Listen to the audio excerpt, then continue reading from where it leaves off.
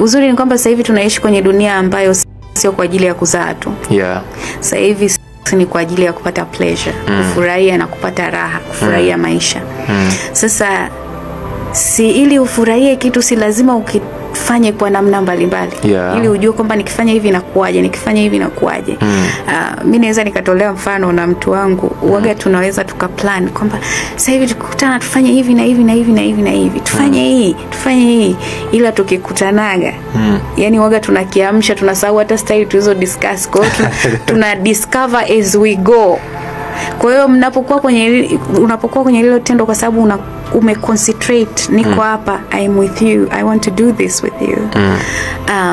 Kwa hiyo as you go, fanya hivi, I want this, nataka hivi. Kuna wakati mwingine style fulani unasikia raha zaidi, unaambia no, tuendelee na hii kwa sababu ni kitu ambacho mnatakiwa muendelee kuexplore. Issue ni kwamba watu wanaingia kwenye mahusiano lakini pengine hawajui wameingia kwa nini. Na kama itatokea unakuwa kwenye mahusiano na mtu ambaye mwanzo nilimwambia nakupenda, nikilala na kuona kwenye ndoto zangu, nikinywa maji na kuona kwenye glass. Yes. Lakini baada ya muda mchache au muda mfupi anakuwa kikwazo kwako. Na unakuwa kumuelewi. Yeah. Unakuwa kumpendi. Inatokea vipi hiyo? Nafikiri kitu cha kwanza kikubwa ambacho kwa upande wangu mimi ninavyoona, mahusiano ni kitu kizuri kwanza. Yeah. Na ni kitu kizuri kwa sababu yanatupa kujitambua pia. Na kujielewa kwenye safari yetu ya maisha.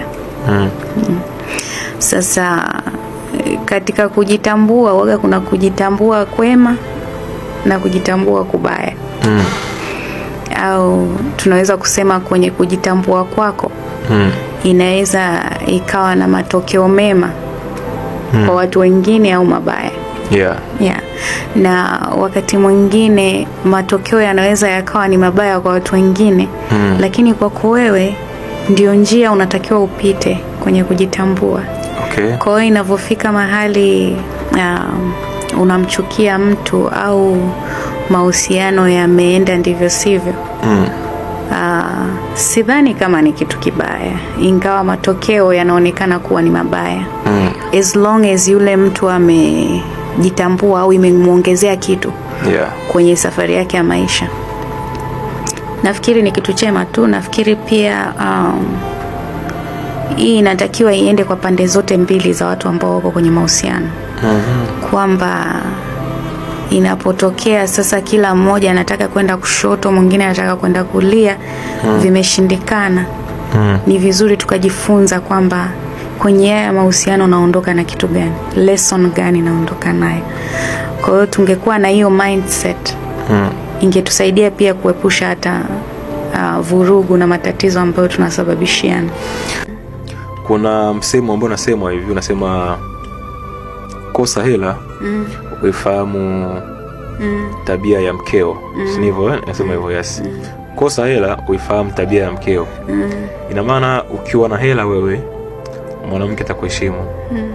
Muda wote atakuwa na raha ndani. Mtafurahi, nyumba ni vizuri kabisa.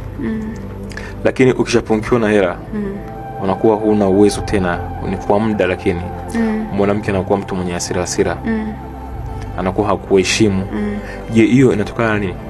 Inatakiwa sisi kama jamii tufike mahali tukubali kwamba tunachangia hayo matatizo. Na tunachangia kwa sababu gani? Kwa sababu watoto wa kike wanavoolewa, wanavofanyaje, maneno yanayozunguka wanayakuwa na kuyasikia ni kwamba lazima upate mtu ambaye ni provider. Yeah. This time and age, kweli. This time and age, kweli mtu aanze kutafuta provider. Unatakiwa wasichana walelewe kwamba money is money, you can get it. Kwa hiyo sasa hiyo inatokea kwa sababu gani? Inatokea kwa sababu hawa watu ambao wako kwenye ndoa wana ile traditional kind ya ndoa, kwamba baba ni provider, mama ni this. obvious kama wana hiyo mindset baba akikosa lazima tu kutakuwa na shida. Lakini ukikutana na ndoa ya watu ambao sisi ni partners, tunaishi kwenye maisha, tunasupportiana ili tufikie malengo tulionayo.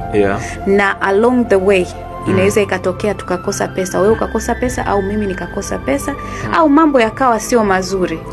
Lakini pamoja na yote tutasimama pamoja, we find a way na kuona jinsi ambavyo tutaenda. Ndio. Sasa tuanze na ndio. Ndio inakuwa ni sahihi kama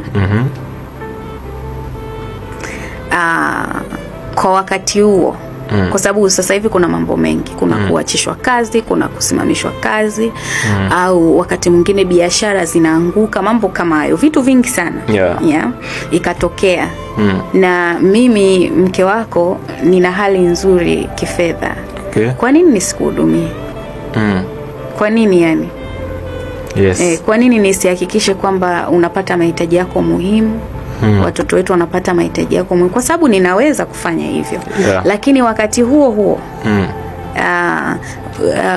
kuna usemi unasema kwamba an idle mind is the devil's workshop. Kwa hiyo mwanaume sasa unapokuwa huingizi pesa kwa wakati huo, unachotakiwa ni kuendelea kunoa akili yako, kujua kwamba what is the next step. Kwa sababu ukibakia idle for a long time, shetani anakupa kazi za kufanya ambazo pengine zinaweza zikawa sio nzuri. Yes. Kwa hiyo ni sahihi kumlea kwa wakati huo. Mimi ningefanya, ila tu ni kutizama kwamba je, huyu mtu ana together, je tunaweza kufanya kitu gani ili sasa apate kitu cha kufanya, kwa sababu mwisho wa siku wote tunapata kuridhika na maisha kama kuna kitu unafanya au unazalisha. Inaweza isiwe pesa, lakini kitu ambacho unafanya wewe kwamba kikakupa ule uradhi wa maisha, kwamba ninafanya kitu hichi hapa kinanipa furaha, kinanipa amani. Kwa hiyo kwenye upande ule ni sahihi. Ni sahihi. Je, ni sahihi kwa mwanamke kumlea mwanaume?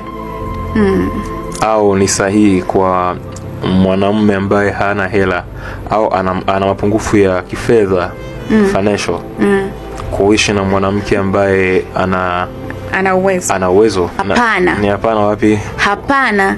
Kama unamtunza huyo mtu hana muda, ni mvivu. Yani kwamba yeye tu ni maisha yake ameamua kuwa mvivu. Kutokufanya kazi, ameamua kula tu mark time. Msanii hapa na pale, haeleweki, hana plans, hana goals, yani yupo hana ndoto yoyote. Sidhani kama ni sawa kumlea mtu kama huyo, unless iwe tu ni kwamba unataka huduma. Tunarudi pale kwenye mambo ya kukaa na mtu kwa sababu unampa pesa. Basi labda kama mna business transaction, kwamba ninakupatia pesa, wewe unaniridhisha mwili wangu, maybe kama hiyo ni sababu. Kama ni sababu. Je, wanachofanya mashuga mami kwa vijana wadogo ni sahihi? Ni sahihi, kwa sababu wahusika wote wako aware na kitu wanachofanya. Mwisho wa siku kwenye maisha ni sahihi mtu anachochagua kufanya. Kwa hiyo wale wanakuwa wanajua kabisa kwamba mimi nakupa hela, unanipa show. It's a business. That's a business. Kwa hiyo hapo hakuna cha mapenzi. Hamna, hapo ni business tu, ni kwamba you do this, I do this. Then tukimaliza